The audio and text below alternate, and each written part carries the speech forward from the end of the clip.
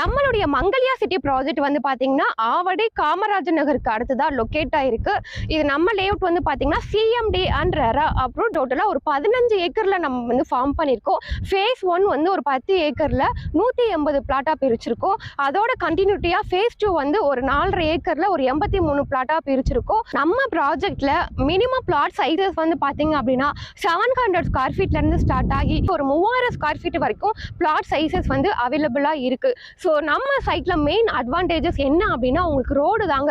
நம்ம வந்து கான்கிரீட்ல cement road 40 feet ரோட்ல ப்ரொவைட் பண்ணியிருக்கோம். அகலமான உங்களுக்கு 40 அடி ரோடு, அது மட்டும் இல்லாம 30 அடி 24 அடி ரோடுமே கொடுத்துருக்கோம்.